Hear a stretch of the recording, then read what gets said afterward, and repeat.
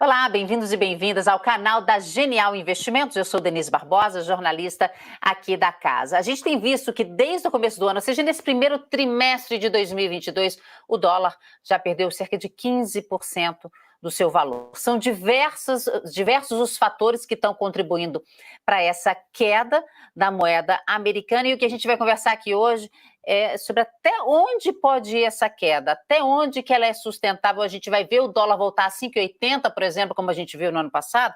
Para conversar sobre esse assunto, eu tenho aqui o nosso estrategista macro, Roberto Mota. Tudo bem, Motinha? Boa tarde, Denise. Boa tarde, professor Zé Márcio. É um prazer enorme estar com Denise, estar com o professor Zé Márcio e conversar sobre esse tema tão desafiador que geralmente acaba humilhando os economistas e os estrategistas. Mas, na minha opinião, é um dos temas mais desafiadores. É um prazer poder falar sobre o tema que, para mim, é o tema fundamental, que é o câmbio, tá? Então, vamos ver como é que a gente vai... Qual o título da live? Até onde o câmbio vai? É isso aí, até onde assim. O dólar cai. É isso aí. Vamos lá. E estou também com o José Márcio Camargo, que é economista-chefe aqui da Genial. Tudo bem, Zé? Tudo bem, Denise? Boa tarde, Mota. É um prazer enorme estar aqui com vocês. Só para confirmar essa questão aí que o Motinha estava falando, que existe um ditado que diz que Deus inventou o câmbio para desmoralizar os economistas, tá certo? Então, é mais ou menos isso. Quer dizer, é extremamente difícil prever até onde vai. Quer dizer, o que a gente consegue fazer aqui de alguma forma é tentar olhar a direção, quer dizer, qual que deverá ser a direção, pelo menos no curto prazo. Agora, realmente, eu acho que é muito importante, é uma variável super importante, é uma variável que afeta a taxa de inflação, afeta o setor externo, tá certo? Afeta taxa de lucro das empresas, afeta a taxa de investimento, ou seja, é uma variável super importante. Então, é importante também que a gente tenha algum tipo de conversa sobre para onde vai essa coisa, e ainda que a gente não consiga antecipar exatamente o que vai acontecer, a gente vai conseguir conversar e trocar ideias sobre um problema que é realmente importante. Maravilha, super obrigada, Zé. Então, Zé, é o seguinte, como eu disse, o dólar já está caindo, mas desde o começo do ano a gente está vendo essa tendência, mas só para lembrar as pessoas, eu queria que você desse uma geralzinha nos motivos da queda, tá? Gente de casa, tudo bem, a gente vai falar sobre os rumos que a gente vê, os possíveis rumos para essa questão, mas primeiro, Zé, eu queria que você desse uma geralzinha no porquê que o dólar está caindo nesse ano. É importante, olha, é importante chamar atenção para o fato de que a trajetória de queda no valor do dólar começou no finalzinho do ano passado, tipo na última semana de 2021, tá certo? E vem nessa trajetória já desde então, ou seja, há cerca de 3 meses que a gente está aí numa trajetória de valorização do real e de desvalorização do dólar. Essa trajetória se acelerou a partir do dia 24 de fevereiro, com a invasão da Ucrânia pela Rússia, tá certo? Então você tem aí uma série de componentes, uma parte dos componentes estão internos, tá certo? Que tem a ver com a trajetória no início do ano, e outra parte tem a ver com a aceleração que aconteceu aí a partir de 24 de fevereiro. Quais são os fatores? Você tem o primeiro fator que eu acho que é importante, quer dizer, houve uma diminuição, vou chamar assim, do ruído político em relação ao segundo semestre do ano passado. No segundo semestre do ano passado, nós tivemos uma enorme discussão sobre o teto do gasto, ia-se acabar com o teto do gasto, não vai acabar com o teto do gasto, o que vai acontecer com o teto do gasto? O teto do gasto é um ponto, quer dizer, é um ponto fundamental, né, no regime fiscal brasileiro, é uma âncora do regime fiscal brasileiro. Na hora que você começa a discutir a âncora do regime fiscal, ninguém sabe muito bem para onde é que vai, tá certo? Isso gerou um enorme aumento do ruído político, um enorme aumento do ruído fiscal, um enorme aumento do risco fiscal da economia brasileira, tá certo? Ao mesmo tempo, a gente tinha uma taxa de juros ainda relativamente baixa, né? Quer dizer, era uma taxa de juros já que estava aumentando, o Banco Central começou a aumentar juros lá em março do ano passado e veio aumentando juros desde então, mas lá no segundo semestre do ano passado ainda estava uma taxa de juros realmente relativamente baixa.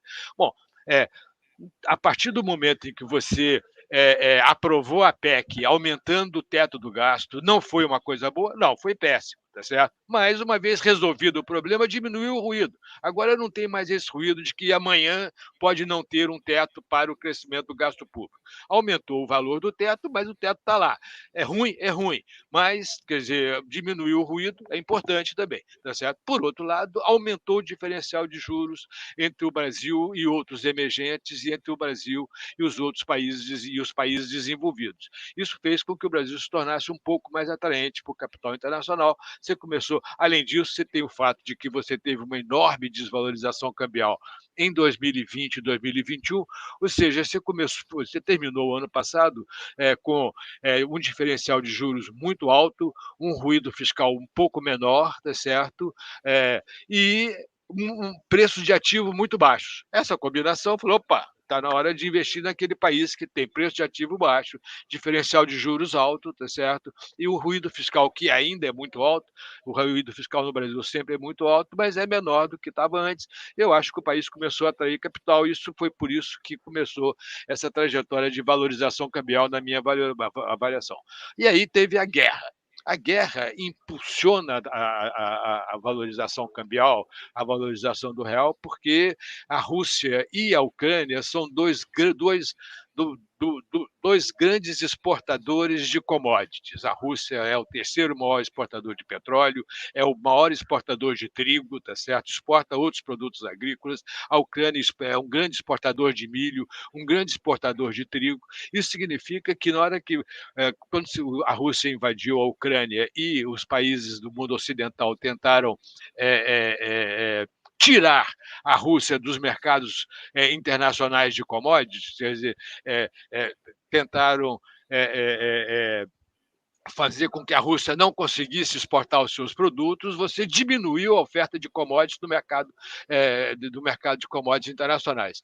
Diminuiu porque tirou a Rússia, quase que inviabilizou as exportações russas, tá certo? E, por outro lado, a Rússia, na hora que ela invadiu a Ucrânia, ela destruiu a infraestrutura na Ucrânia, a Ucrânia não consegue exportar commodities simplesmente porque a infraestrutura está destruída. Então, você tirou dois dos maiores exportadores de commodities do mercado internacional de commodities. Isso diminuiu muito a oferta de commodities no mundo, o que fez com que os preços aumentassem de uma forma super importante.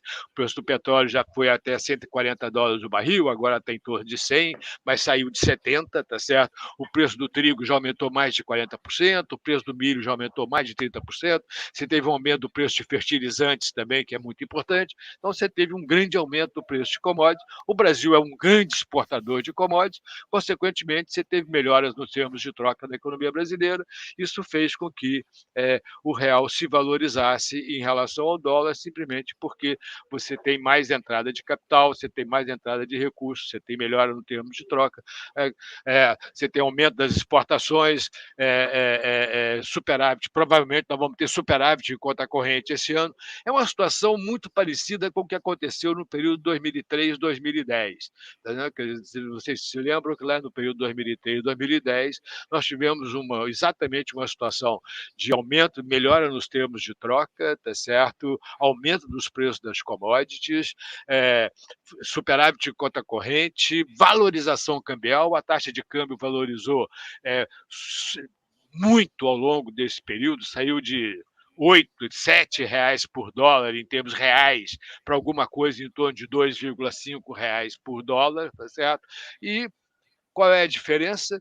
A diferença é que aqui, o que aconteceu foi um choque de oferta negativo, ou seja, uma redução na oferta de commodities que gerou um aumento de preço no mercado internacional. O Brasil está se aproveitando dessa redução da oferta, porque o Brasil é um grande exportador e não teve uma redução de oferta, pelo contrário.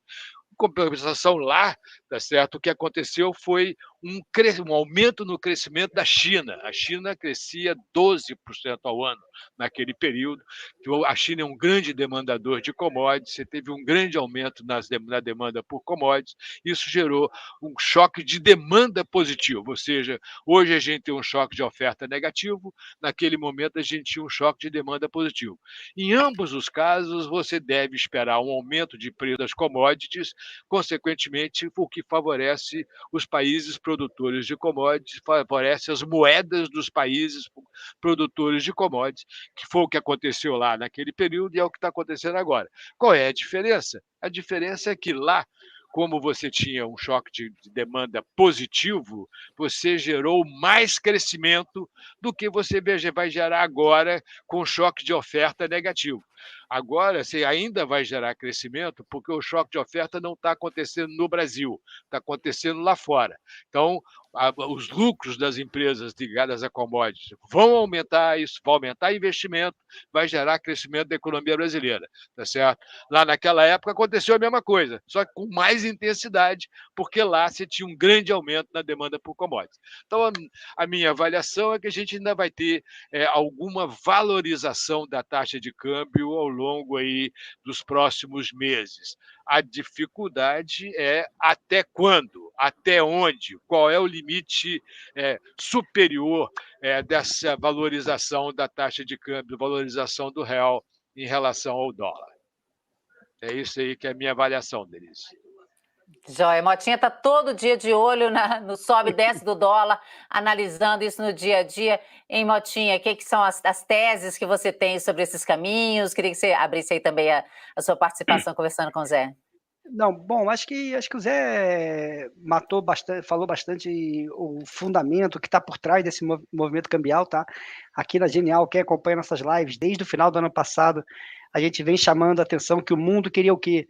O mundo queria commodities. Zé, na minha opinião, o mundo já vinha num overheat, com uma super demanda muito grande, tá? O total de estímulo que foi colocado na economia global fez a demanda por bens duráveis explodir. Para produzir bens duráveis você precisa de energia. Bom, não importa, tá? Para mim já tinha um choque, porque também teve demanda, tá? Tem bastante demanda, e a gente já vinha vivendo num processo, como o mundo começou a desacelerar ali a partir de 2017, 18, 19, tanto que o mundo já estava cortando juros, o capex da indústria de commodities foi zero praticamente. A de petróleo, então, investir em petróleo era coisa do demônio, era energia verde, ninguém investiu.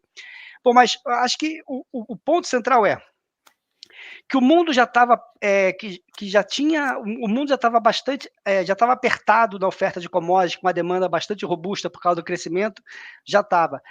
E o Brasil, o que o Brasil era na virada do ano? Um país com a moeda muito barata, na época 5,70, fechou o ano 5,58, mas rodava ali 5,70, 5,80. Um país produtor de commodities com uma excelência. A gente aqui no Brasil, a gente tem o privilégio de ter empresas líderes na produção de commodities. O mundo queria o quê? Commodities também serve como proteção para a inflação e no mercado apertado. O mundo queria um país que produzisse, que tivesse empresas que fossem excelências na produção de commodities. E o último passo para fechar o tripé, ele queria achar um país que, além de ser produtor de commodities, tivesse uma moeda. Como é que está essa moeda? O que o estrangeiro, o que o mundo não queria? Entrar num país que tinha uma excelência na produção de commodities, mas a moeda estava muito valorizada e ia acabar perdendo no câmbio. E era justamente o inverso. Ele encontrou no país uma moeda totalmente fora do seu padrão histórico. E mais, e qual é os juros dessa moeda? Me dá conforto? O juro é muito baixo? Essa moeda pode estilingar porque o juro é muito baixo? Não, senhores, a gente está indo para o maior juro real do mundo. Então, a gente virou o ano com esse tripé. Tá? Uma das moedas mais baratas do mundo, uma excelência na produção de commodities, empresas líderes na produção de commodities e com juro que dá carrego, que amortece impede não é a palavra, não ajuda você a ter te protege, amortece por uma desvalorização cambial. Bom, essa acho que foi o tripé principal para esse movimento de 5,50 para 5,15, aí depois veio a questão da nova rodada de preço de aumento de commodities, com esse segundo choque de oferta, ou seja, já pegou um mercado apertado de commodities e veio esse evento Rússia-Ucrânia, que foi um novo choque de ofertas que fez as commodities mudar de patamar de novo. Quem diria minério a 160 de novo? Bom, como é que eu vejo essa história inteira? Primeira tese, Zé, que eu falei eu estou com as teses meio malucas. Até a virada do ano, eu acho que o mundo queria moedas de crescimento, de países que estavam crescendo. Aonde os investidores queriam alocar seus recursos? Em países que estavam crescendo. Na virada do ano, o mundo passou a procurar moedas que tinham termos de trocas favoráveis, ou seja, uma moeda fora do seu lugar, e o real estava totalmente fora do lugar, e também queria um país que remunerasse essa moeda, o carry, os juros. Tá? De uma hora para outra, o Brasil era a combinação perfeita desses dois ambientes, uma moeda fora do lugar e uns juros que traria o famoso carry trade, ou seja, o Brasil voltou a ser o maior exportador de juro real do mundo. Tá? Então, essa combinação, na minha opinião, é o fator estrutural da valorização da nossa moeda. Todo mundo sabe que os ativos têm overshooting para cima e overshooting para baixo. É muito fácil a gente falar agora, no dia 31 de março, que o 5,80, o 5,90 do ano passado era overshooting. É muito fácil, tá? Mas, olhando hoje, realmente pareceu ter sido um overshooting. Agora, a questão básica é, e esse 5,70 é overshooting? Tá?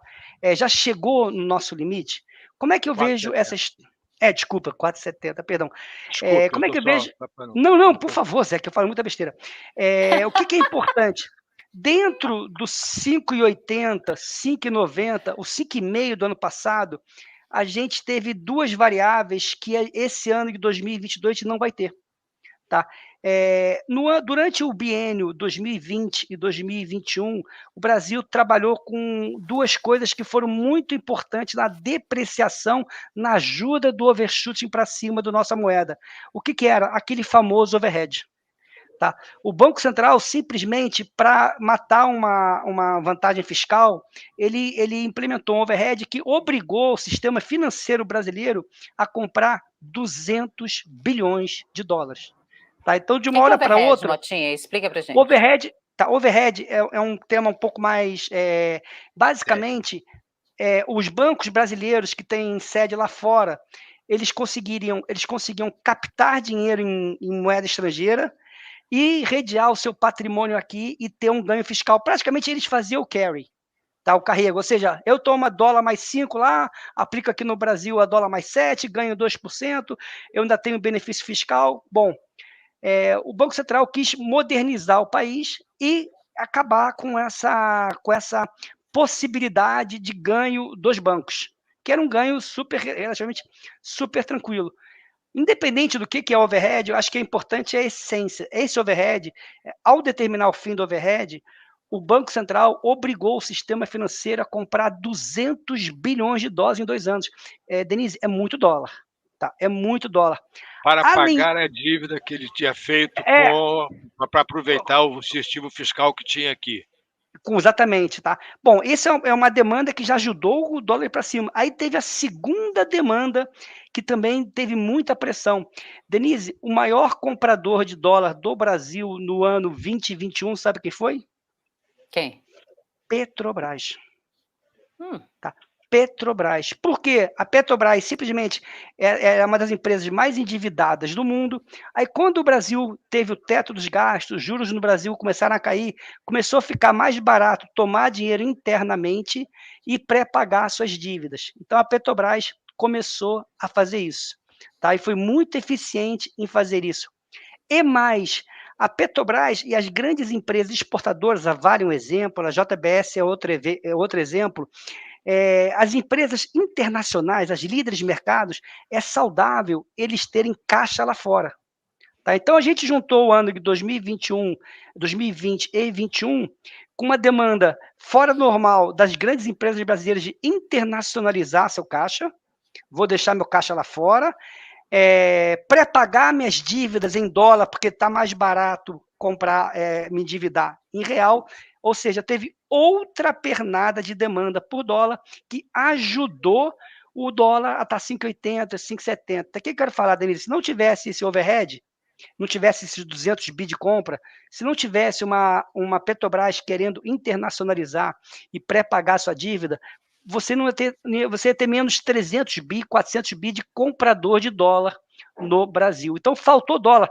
Inclusive, o grande vendedor de dólar para dar liquidez ao sistema não foi os exportadores, foi o próprio Banco Central. Então, eu só quis pegar um adendo para explicar que aquele 5,80, o 5,70, o 5,90 tinha essa variável que era super importante, que foi esses dois novos grandes compradores de dólar. Bom, agora, tá? Já não tem mais essa compra, o mercado já não tem mais overhead, já não tem mais, já está normalizado, tá?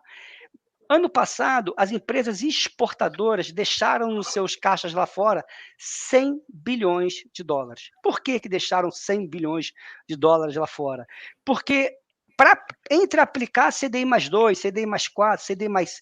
não, desculpa, não é CDI mais. CDI de 2, CDI de 4, CDI de 6, CDI de 8, eles preferiam estar aplicado a dólar mais zero. Tá?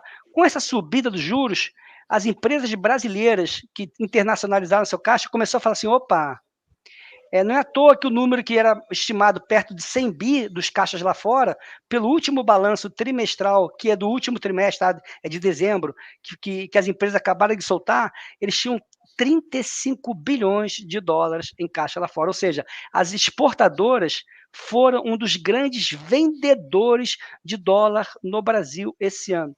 Por quê? Ficou caro manter o caixa lá fora. Então, eu vou deixar meu caixa lá fora num patamar que eu ache saudável. Eu não vou ter um caixa muito grande lá fora. Então, gerou uma venda muito grande. Bom, aí entra, além disso, a procura por commodity, entrou 90 bi de investidor estrangeiro na nossa B3, entrou bastante dinheiro para a renda fixa brasileira. Aí você juntou esse monte de informação e fez com que o dólar, isso aí, na minha opinião, Zé, justifica o dólar a 5, um pouco. Aí depois entrou essa nova pernada de commodities e o que o Zé falou, hoje, para o real ir para 5,5, tá? O que é o 5,5, 4,5? Nossa, estou com 5 na cabeça. O que é o 4,5? Nada mais, nada menos que o dólar na sexta-feira, antes do carnaval, quando explodiu a Covid-19 no mundo. Era 4,50. Tá? Então, eu acho que a gente pode chegar ali no 4,50. Ficar no 4,50, eu prefiro também olhar um pouco diferente. O que faria a nossa moeda voltar para 5? O que faria? Existe, na minha opinião, uma coisa só que faria. Não, tirando o risco político, risco fiscal, mas dos mercados, é uma forte queda nas commodities. Para mim, a gente está muito... Os investidores estrangeiros estão mostrando para a gente o que a gente está passando agora, nos últimos 2 anos, pode, devido à falta de capex da indústria de commodities, pode ser algo parecido com o movimento do super ciclo de commodities, como o Zé falou, de 2008. Só para quem está nos escutando ter noção, a nossa bolsa em dólar bateu a máxima em 2008. A gente voava, a gente era só sorriso, a gente era o maior exportador, teve a maior migração de pessoas do mundo, que 400 milhões de cidadãos chineses saíram do campo e foram para a cidade. Hoje, a gente... Agora me perdi um pouco. Então, bom, tentando retomar meu raciocínio. Hoje, o que a gente vê? A gente vê, na minha opinião, um mercado ainda demandante por commodity. Eu não consigo não ficar otimista com commodity.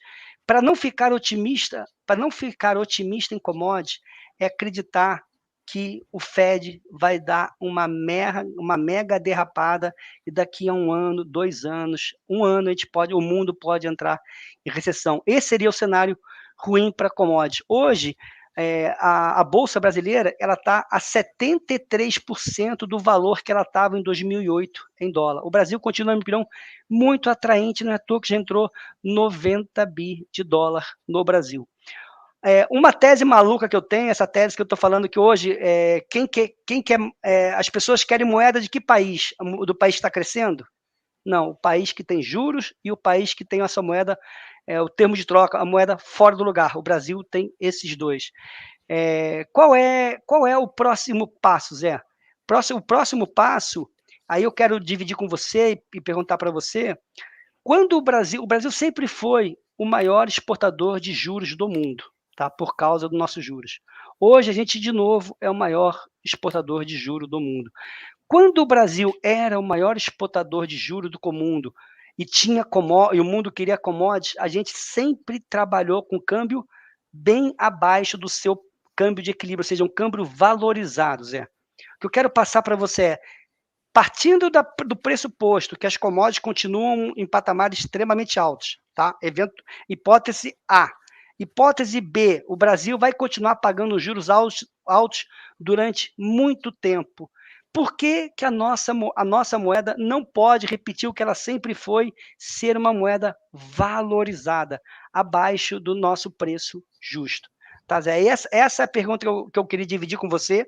Aí já pegar esse gancho e ver para a Genial, para quem está nos escutando, qual é o nosso câmbio justo, qual é o nosso câmbio de equilíbrio, na opinião de vocês? Bom, eu concordo com as suas observações, acho que é exatamente isso, que é um pouco complemento ao que eu falei. Agora, pelas nossas contas aqui, quer dizer, o câmbio dados os fundamentos da economia brasileira, o que são os fundamentos da economia brasileira? O prêmio de risco, a situação de conta corrente, preço de commodities, tá certo? Diferencial de juros, esses são os fundamentos mais importantes da economia brasileira. Dados esses fundamentos, que a gente está, quer dizer, a taxa de câmbio que é razoável, alguma coisa entre 2,20 e 2,40, desculpe, 4,20 e 4,40, tá certo, por dólar neste momento. Agora, isso varia muito, né? Quer dizer, isso varia porque se o preço das commodities continuarem aumentando, essa taxa de câmbio diminui, tá certo? Se a diferencial de juros aumentar, essa taxa de câmbio diminui, tá certo?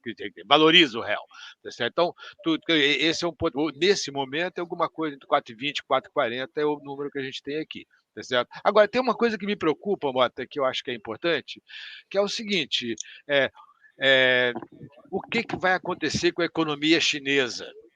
Tá? Quer dizer, a China tem um problema, neste momento, a China tem um problema complicado, que é essa questão da Covid-19, tá certo? Você tem um outro surto de pandemia na China, a China tem uma política de Covid zero, quando aparecem alguns poucos casos de Covid numa cidade, eles fecham a cidade, isso tem gerado um grande problema de redução do crescimento, está tendo um surto importante de Covid em cidades importantes da China, como Xangai, por exemplo, quer dizer, a semana passada teve o fechamento da cidade, de partes da cidade de Xangai, e isso pode gerar uma desaceleração da China e uma redução na demanda por commodities, porque a China continua sendo um dos grandes demandadores de commodities.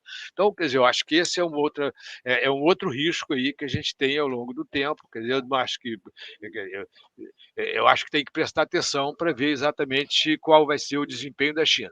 A expectativa de crescimento da China esse ano é alguma coisa em torno de 5, 5,5%, pode ser um pouco menos, e isso pode afetar um pouco os preços das commodities, o que pode gerar alguma desvalorização do real em relação a esse número que a gente está falando aqui. Mas nesse momento, tá certo, a nossa avaliação é que ainda deve ter alguma valorização da taxa de câmbio, exatamente porque o cenário continua sendo muito positivo. Você tem um diferencial de juros muito grande, você tem todos esses efeitos que você acabou de falar aí sobre o pré-pagamento de dívida de empresas brasileiras, principalmente da Petrobras, tá certo? No ano passado, isso foi super importante.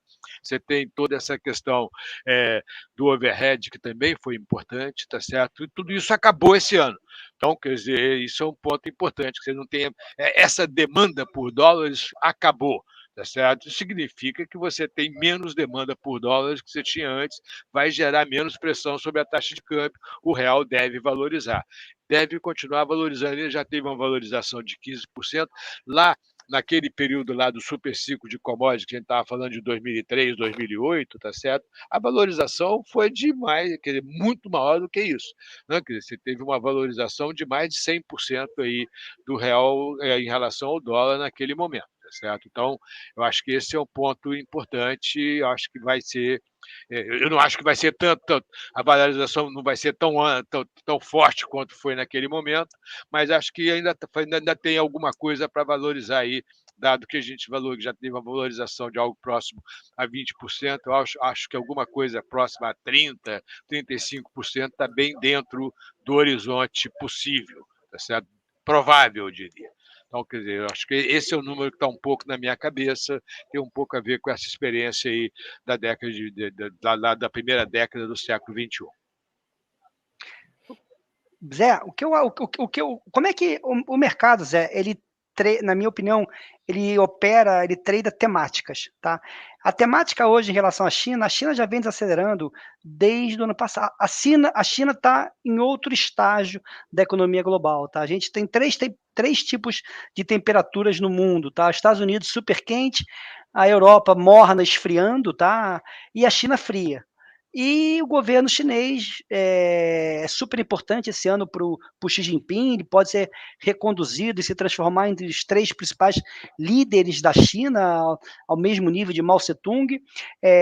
Quando as principais casas começaram a prever crescimento da China entre 4 e 4,5, isso tem 2, 3 semanas, tá? A alta cúpula do governo chinês voltou a reafirmar que vai fazer tudo para a China crescer algo entre 5 e 5,5. Eu não apostaria contra a China. Tá? A gente está. O mundo não está apostando contra a China nesse sentido. Tá? Não é à toa que, com números de mercados de imobiliários horríveis, hoje saiu o PMI da China horrível, abaixo de 50, o PMI sem ser de manufatura e serviços, 46,5, obviamente, por causa da Covid. O mercado compra que isso significa mais estímulos. A China hoje está com uma inflação muito baixa, 0,9. Tá? Se tem um país que pode acelerar no gasto fiscal e na expansão do crédito, se chama China. Então, eu vejo a China hoje, o mercado vê essa temática da China como uma temática de novos estímulos que pode fazer a China dar 2, 3, 4 passos para trás no sonho dela de escapar da armadilha da renda média e ter menos crescimento em infraestrutura e mais crescimento em serviços. Esse sonho é muito difícil, é muita coisa, ela quer ser verde, é muito prato para equilibrar. O mercado está comprando que ela vai ter que dar 2, 3 passos para trás e voltar a ter que gastar e investir em infraestrutura para fazer a China crescer. Tá? Então, eu vejo o evento China um evento perigoso, mas a temática de curto prazo é China fraca, minério para cima. Tá? Os preços falam por si só. Os números da China só estão cada dia mais feios e o minério cada dia voltando para $160. Tá? Eu só queria também botar um pouco as expectativas com o pé no chão. Tá? Eu vejo duas coisas. Da mesma maneira que tem overshooting para cima, tem overshooting para baixo. 4,70 overshooting, eu não sei, mas eu estou vendo 4,70 parecido com 5. Tá? Que é onde bateu 2, 3, 4 vezes, bateu 5, aí fechava, ia para 5,10, ia para 5, 5,15. Talvez a gente possa ver alguma coisa, 4,70, vai para 4,85, se tiver ruim, 4,90, aí 4,70 de novo. Aí sim a gente pode ver o câmbio, quem sabe, testar 4,50. Tá? Para mim, o fundamento básico é, enquanto o mundo quiser commodities, tá?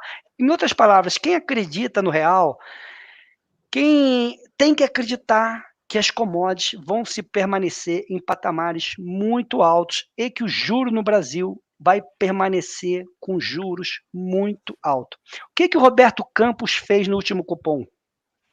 Ele veio com aquela novidade que eu demorei a pegar a interpretação do mercado, quando ele criou aquele cenário alternativo, ficou claro que o sonho dele é parar em 12,75.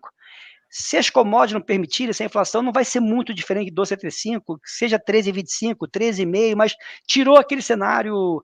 Mas o mais importante, o cenário, da onde ele parar, provavelmente ele vai ficar parado por muito tempo. Então, provavelmente, a gente vai ter, para o cenário de câmbio que eu monto, a gente vai ter um juro alto por muito tempo, tá? Já que a tarefa de fazer a inflação de 2023 ir para perto de 3,5 é muito árdua, então a gente vai ter um juro parado por muito tempo. Como eu tenho um cenário bastante construtivo para commodities, a gente vai ter, na minha opinião, umas commodities patamares extremamente altos, e o Brasil ainda representa muito, mas muito pouco nas carteiras dos investimentos dos grandes investidores internacionais. Tá? Então, eu junto Mercado, Denise, é que nem quando a gente vê o cavalo que está andando, as pessoas começam a ir atrás. E o Brasil está subindo 35% em dólar a bolsa. Tá? Isso se retroalimenta, chama mais investimento. E quando a pessoa olha e quiser comparar com o que aconteceu com 2008, fala assim: nossa, mas é de graça. De novo, senhores, hoje a bolsa brasileira em dólar está com 73% mais barata do que na máxima de 2008. Então, quem acredita nesse tripé commodities, juro alto, e aumento da participação do brasileiro nos grandes portfólios mundiais, e a gente tem um campo fértil para fazer o undershooting para baixo. Da mesma maneira que bateu o 5,80, 5,90, a gente pode bater o 4,50, 4,40, tá? De novo, é overshoot para cima e para baixo. Mas hoje a gente tem. O que eu tô repetindo as mesmas coisas, tem 10 minutos para passar essa mensagem. É commodities, juro alto. O Brasil, a participação do Brasil na carteira dos investidores estrangeiros é muito baixa. Todo mundo viu, Denise, com esse problema que está tendo entre Rússia e Ucrânia, o que saiu de capital da China foi um dos maiores da história da China, porque os investidores internacionais estão com muito medo de como vai ser o posicionamento da China em relação à Rússia. Então, houve uma verdadeira fuga de capitais da indústria de mercados emergentes da China para outros países. E quem são esses outros países? A América Latina, que está largada. A América Latina está. Tudo bem, a América Latina está uma confusão política enorme. Chile ganha um garoto de 38 anos da esquerda. No Peru também ganhou a esquerda. O Brasil ninguém sabe quem vai ganhar. Mesmo com esse ruído todo político, a América Latina é a região mais barata do mundo, é a região com uma excelência em produção de commodities. E a indústria de mercados emergentes, ela aplicava onde? China. Rússia, antes da loucura da guerra da Rússia, Denise, os números macros da Rússia era assim exemplar, 40%, acho que é 20 ou 30% de dívida PIB, superávit transações correntes, era um case de sucesso. Agora todo mundo fugiu da Rússia, então o Brasil, a América Latina, na minha opinião, está recebendo e vai continuar recebendo dinheiro que estava alocado em China e Rússia. Então o Brasil é América Latina, commodities, migração de recursos que estavam na China e na Rússia para a América Latina, Brasil, e com juro muito alto. Eu vendo essa combinação toda, eu vejo uma chance de ter um overshooting para baixo. Tá? Mas outra coisa, acho que essa é a principal mensagem que eu gostaria de passar para vocês. Senhores, o câmbio está agora 4,75. Quem não tem nada no seu portfólio de moeda forte, só tem real, aproveita. Faz aos pouquinhos. Uma moto falou que pode bater 4,40, senhores. No longo prazo, qual é a diferença de 4,70 para 4,40? Todo brasileiro sentiu. Eu estava querendo já começar a introduzir aqui as perguntas da audiência, e o Rafa perguntou exatamente isso, se agora é hora, com o dólar um pouco mais para baixo, de aproveitar para investir em ativos americanos. Você acha que sim, então? Americanos eu não. Na verdade, ativos, até um fundo cambial, tá? Os Estados Unidos, como os Estados Unidos, a gente está no processo de como o Fed vai navegar esse super transatlântico, se ele fizer uma barbeiragem. Denise, eu estou vendido em S&P 500, tá? Então eu não devo falar para ninguém que comprar bolsa americana é bom, né? Porque eu estou vendido. Eu acho que tem que aproveitar e comprar ativos dolarizados, fundo cambial, que seja cripto, tá? Que agora, seja qualquer coisa. Desculpa, Fed, por favor, Zé. Não, o Fed está atrás da curva, né? Sem a menor dúvida. Quer dizer, você tem uma taxa de inflação de 8%, com a taxa de juros de 0,25%, a taxa de juros real claramente não é sustentável. E essa coisa de que o Fed, o anúncio de que o Fed vai aumentar a taxa de juros vai 6 vezes em vez de 0,25 pontos de porcentagem, esquece, eu acho que vai ser mais do que isso. Então, quer dizer, eu acho que esse é um ponto importante, tem que ser olhado. Ainda assim, eu concordo com o Mota, eu acho que ainda vai ter muita valorização para acontecer aí, quer dizer, do real nos próximos meses, tá certo? Mas essa questão da política monetária americana é uma questão que pode afetar, sim, o comportamento do real Mas, como o Brasil está na frente, o Banco Central brasileiro está na frente na questão da política monetária, quer dizer, eu não estou tão preocupado com o Fed, não. Eu só queria acrescentar que acho que o Fed está bem atrás da curva. É só esse que é meu ponto. Zé, Você. Zé, o Fala, Fed pode não complementar. está atrás da curva, Zé. O Fed não está atrás da curva, porque sequer ele consegue ver a curva, de tão Tá bom. distante que ele está. Tá? Mas só para a gente também contextualizar, que isso é um tema diário dos nossos morning calls, está cada vez mais claro. Tá? Só para a gente ter noção, hoje o mercado precifica 3 altas de meio. Tá? Hoje, o Citibank prevê final de ciclo 3,5, 3,75, Morgan Stanley 3, 3,25. Todas as grandes casas de Wall Street já falam, Fed, você está muito atrás, você tem que ser agressivo. Meio ponto já está mais do que no preço. O ponto que o Zé levantou, eu só começo a ficar preocupado com o real se o mercado parar de discutir que tem que subir de meio e começar a subir de 75, tá? Por estar tão atrás da curva. O que eu tenho medo, Denise, do Brasil, aí o Zé acho que pode me ajudar. O Zé foi muito pontual na questão do teto dos gastos. Nosso teto dos gastos ficou muito frágil. Essa questão dos reajustes dos funcionários públicos pode ser Pode ser um problema. Não, Pode virar um mostrar problema. mais uma vez, pode mostrar para a sociedade, dar um tapa na cara da sociedade brasileira, que na hora que aperta, na hora que não tem dinheiro, eu não vou cortar e vamos furar de novo o teto. Tá? Exatamente. Então, ou seja, o risco por real tá aí, tá? Só que Pode. tá aí, tá. Mas tudo bem, eu pago 12,5 de juros. Ajuda nesse risco, né? Eu tenho a moeda barata e sou exportador de commodity. O importante é a relação entre diferencial de juros e risco fiscal. Essa é a Perfeito. grande variável, tá certo? Essa relação é que é a variável importante. Quanto maior essa relação, melhor, tá certo? Do ponto de vista da moeda, né? Quer dizer, quanto maior o diferencial de juros em relação ao risco fiscal, melhor é o efeito, quer dizer, maior é o efeito de valorização da moeda, tá certo? Ô Zé, eu queria te passar aqui já uma perguntinha do Rafa também. Ele diz: toda eleição o dólar costuma subir, uma exceção somente, ele diz aqui. Você acha que vai ocorrer o mesmo esse ano? Não, eu acho que vai depender aí do cenário eleitoral. Agora, eu acho que vai ser muito menos complicado que 2002, tá? Do ponto de vista eleitoral, eu acho que essa eleição é bem diferente do que aconteceu lá em 2002, na primeira eleição do ex-presidente Lula. Tá certo? Lá existia muita incerteza sobre o que ia acontecer, a gente não tinha visto nenhum governo do PT realmente a nível nacional. Isso, quer dizer, o governo do PT era uma grande novidade. O PT tinha um discurso muito de esquerda, muito pouco responsável do ponto de vista fiscal, tá certo? Teve uma coisa lá atrás que eu acho que foi importante, que as pessoas não prestaram muita atenção, que é o fato de que o PT lá, quer dizer, em 2002, no início de 2002, o presidente Lula escolheu como coordenador do programa de governo dele, primeiro, o Celso Daniel, que era o ex-prefeito de Santo André. Depois o Celso Daniel foi assassinado, ele escolheu o Antônio Palocci, que era o ex-prefeito de Ribeirão Preto. Ponto é o seguinte: ele escolheu 2 administradores municipais, que era o PT tinha na época, bons administradores, pessoas que sabiam o que era um déficit fiscal, que sabiam tratar das finanças públicas, tinham conhecimento de como que funcionava essa coisa de déficit, dívida, etc. Tá certo?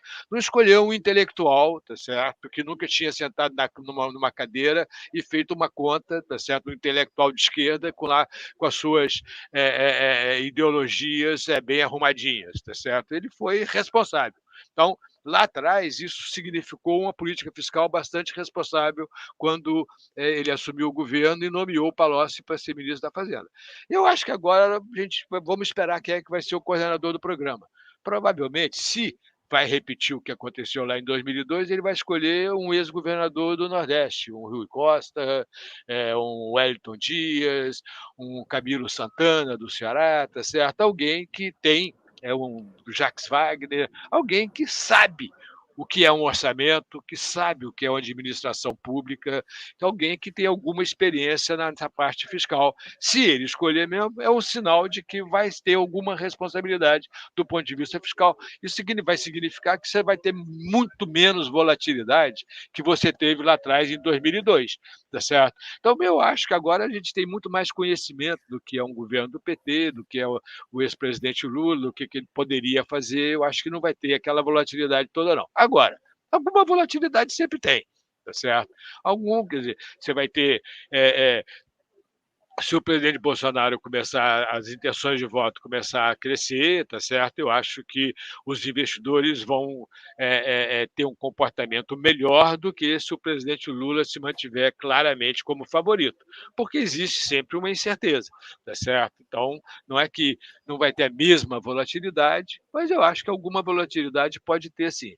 Então, eu acho que esse é o ponto, quer dizer, não dá para dizer, não vai ter nenhuma volatilidade. Não, tem incerteza, e incerteza gera volatilidade. E isso pode afetar o câmbio. Agora, eu não acho que vai afetar como tendência. Isso vai afetar a volatilidade, mas eu acho que a tendência vai continuar na mesma direção, ao contrário do que aconteceu em 2002. Porque lá em 2002 a tendência era de crescimento, era de desvalorização do dólar, tá certo? Eu acho que isso não vai acontecer agora. E você acha que essa queda do dólar que a gente está vendo, isso pode fazer alguma diferença importante na inflação? Que a gente vê a inflação Claro, subir, mas você acha que claro. chega no bolso? Sem dúvida, vai chegar no bolso. Tem duas coisas que vão chegar no bolso das pessoas, da população. A primeira coisa é a valorização do real. Preço de bens comerciáveis vão cair ao longo do tempo se o real continuar valorizando. O que é bem comerciável? Produtos industriais de modo geral, automóvel, tá certo? Roupa, essas coisas, quer dizer, dependem muito do valor do dólar, porque você pode importar esses bens, você está aumentando a competição e preço de commodities também. Se você tiver um dólar valorizando, um aumento do preço do petróleo, suponha que o real valoriza 10%. Um aumento do petróleo de 10% não vai afetar o preço do petróleo aqui dentro. Tá certo? Você vê o seguinte, a gente tem ouvido falar que a política de preço da Petrobras depende do preço do petróleo no mercado internacional e da taxa de câmbio, tá certo?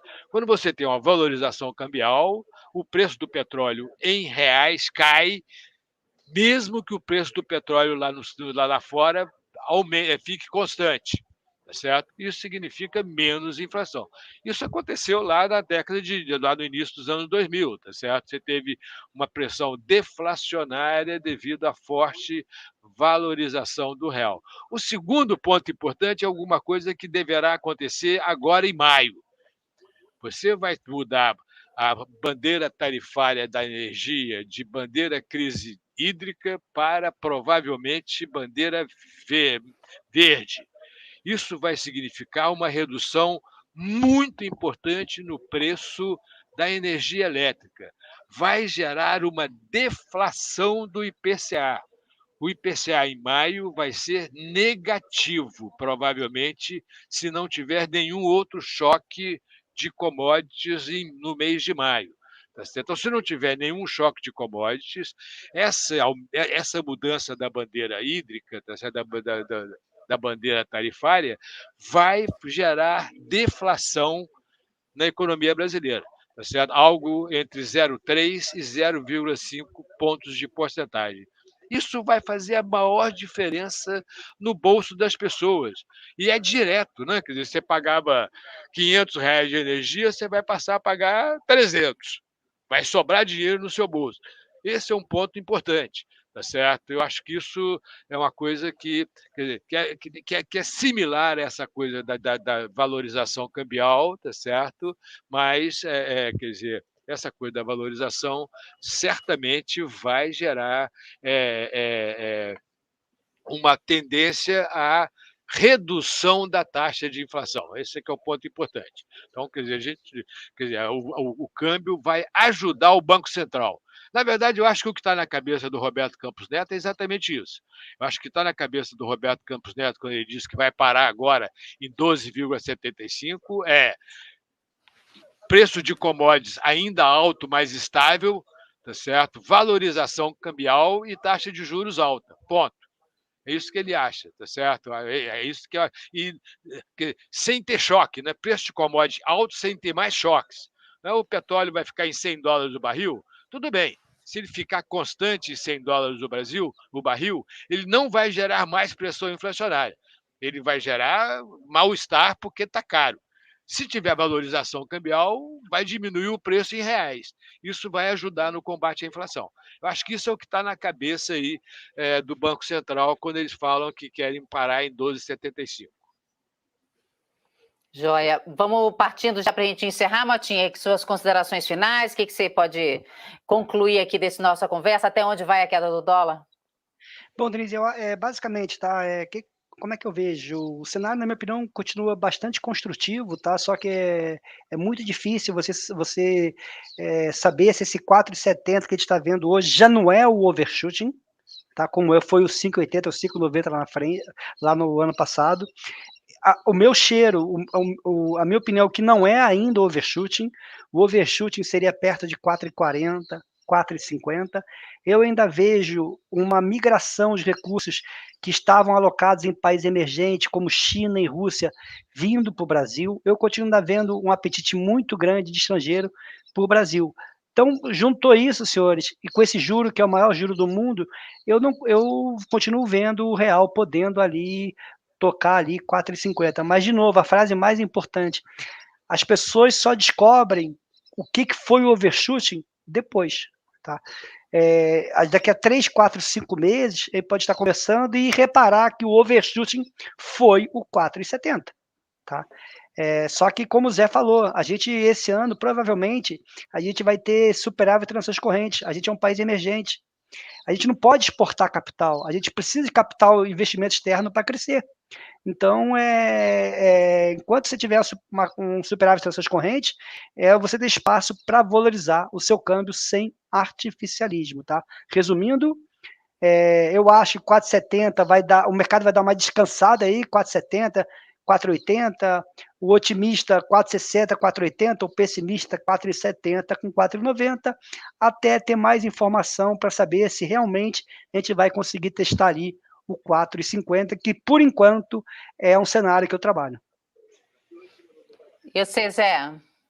Eu concordo com o Mota, eu acho que ainda tem espaço para valorização, eu acho que você tem melhora nos termos de troca, quer dizer, os termos de troca no Brasil estão melhorando nesse momento. O que é termos de troca? Termos de troca é o preço dos produtos que você exporta dividido pelos preços dos produtos que você importa. Melhorar termos de troca significa que a economia ficou mais rica.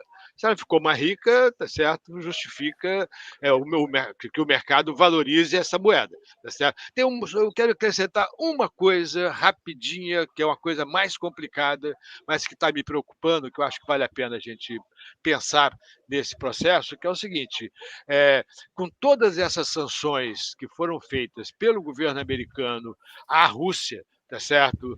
Sanções financeiras, o bloqueio das reservas, a proibição de utilização das reservas para pagar importações e etc, tá certo? Existe um risco importante de perda de valor do dólar no mercado internacional de moedas, perda de credibilidade. Afinal de contas, você coloca o dólar no seu portfólio porque o dólar é a moeda mais crível. Né? Quer dizer, você faz as suas negociações em dólar porque o dólar é a moeda que todo mundo tem mais, a moeda de maior credibilidade. Se o país, quer dizer, uma moeda fiduciária, qualquer moeda, na verdade, é uma dívida soberana, né? Quer dizer, é uma dívida de um Estado com aquele agente que está com aquela dívida na mão. Tá certo? Se um dia eu tenho $1 na mão, eu vou nos Estados Unidos para comprar alguma coisa, o governo americano diz, não, esse dólar que está na sua mão eu não vou honrar, tá certo? Vai perder credibilidade, que é o que está acontecendo com a Rússia. tá certo? Esse é um ponto importante. Isso independe de ser bom ou ruim, de fazer isso, as sanções, eu não estou discutindo isso aí. Não é uma questão de ser bom ou ser ruim. É uma discussão o seguinte, eu acho que vai ter uma tendência a trocar a reserva de valor no mercado internacional de moedas. Sair do dólar e provavelmente ir para alguma coisa que é difícil de você interferir, como criptomoedas, tá certo? Stablecoins, coisas desse tipo, que são não regulamentadas, tá certo? E isso é um negócio que aparentemente já está começando a acontecer. Isso me preocupa, tá certo? Porque isso muda a dinâmica do mercado financeiro internacional. Mas eu acho que isso é outra discussão, vamos deixar isso para outro momento, e eu acho que é uma especulação que é difícil de acompanhar. Mas eu concordo com o Mota, eu acho que no curto prazo a gente deve esperar aí ainda alguma valorização do real até o final desse ano. Maravilha, Zé. Super obrigada pela sua presença. Motinha, você também, super obrigada pela conversa. A você de casa, muitíssimo obrigada pela companhia. Se inscreva no canal, clique no sininho para receber notificações. O Mota, vocês já sabem, todos os dias no Morning Call, fechamento e no resumo da manhã. E o Zé Márcio Camargo, todas as sextas-feiras aqui no canal, na Conversa com o Zé Márcio. Então, se inscreva no canal para não perder outros programas aqui da casa, porque informação é que não falta. Muito obrigada, um beijo e até a próxima.